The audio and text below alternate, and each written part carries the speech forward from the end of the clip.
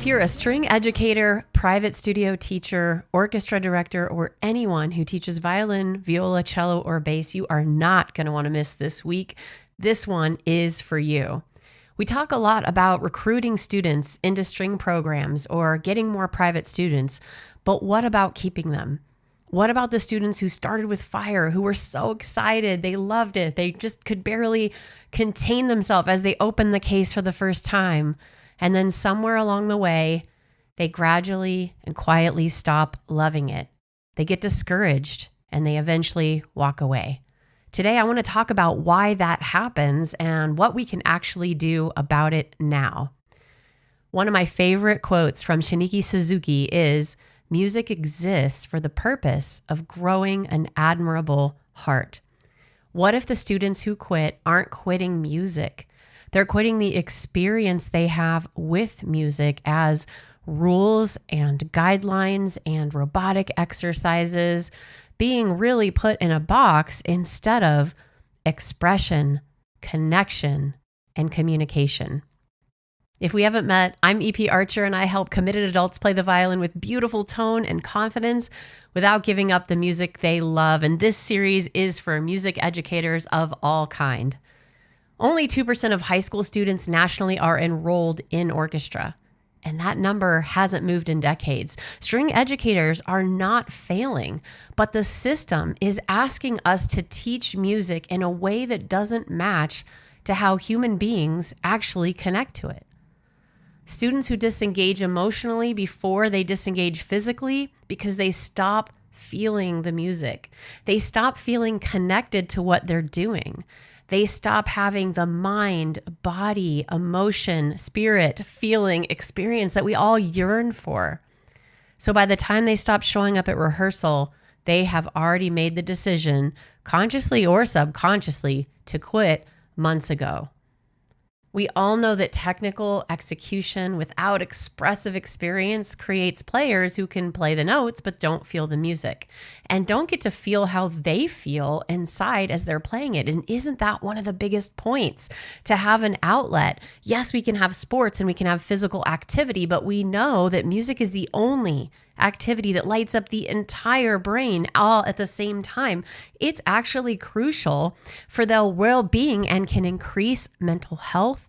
It can increase them being able to have something to say without words, to connect to others and to feel how they feel without all eyes on them. Students who don't feel it won't stay regardless of how well they're doing on paper. The research is clear. When students experience music as communication, as something they create and respond to, retention, motivation, and group cohesion all increase.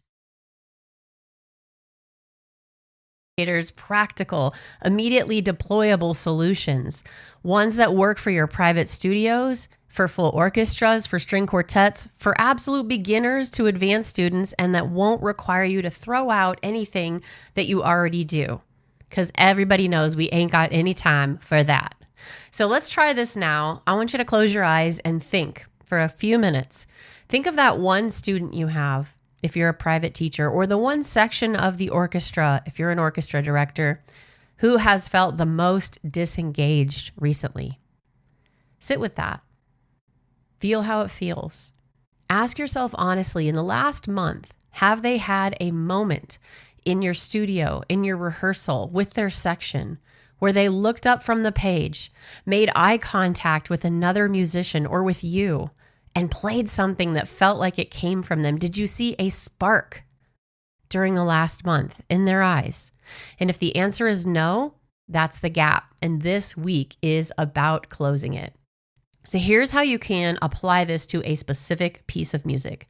Take this same student, this same section, maybe it's your second violins or violas, maybe it's the bass section. Whatever section it is, you're going to take one piece of music that everybody has played for a while, not anything brand new. If you're a private teacher, pick a solo piece that your student likes, that you know they like it more than their scale exercises, let's say. But pick something that people, maybe it's on the higher part of the tier for them. We're going to take that one piece and we're just going to find 4 measures. No more than 4. You can do 8, you can do 2. This is flexible, it's not rigid, but the idea is we want 4 measures they can play without looking. So whatever you pick, it needs to be something that they can look away from the page, look at their instrument, check in with their body, check in with their section or their teacher that you can play duet notes with in your studio.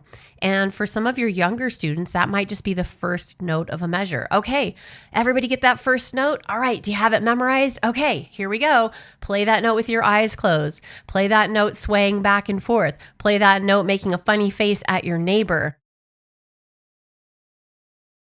And then you observe, you feel next to them, you notice what changes in their body, their facial expression, their sounds, their fluidity, their eyes. And that moment, even if it's imperfect, is the beginning of what you can do and go so much farther with. It's the beginning of a solution. This is a great trick that you can use for helping people to start memorizing where they have entrances, where they need to look up, or they need to look at their accompanist, or they really need to be focused on where their bow is placed on the string to have a great start. And it can also be useful for just taking it and running with it. And we'll get into more exercises like that throughout the week. But it is about the transformation and it's about the engagement. So if you are ready for a transformative experience for yourself, for your students in your string playing, and you want to finally feel different about teaching and playing, come find us. Whether you're a string educator or a committed adult player, I can help you. You can get expert feedback, meet people who love this as much as you do, and finally have the support and accountability while actually having fun. You don't have to do this alone. It just starts with a single action. Come say hi. Facebook.com/group/adult violin. Link is in the show notes. I can't wait to see you there because your music and the music of your students that is excited and invigorated and connected is on the other side. And I'll see you there.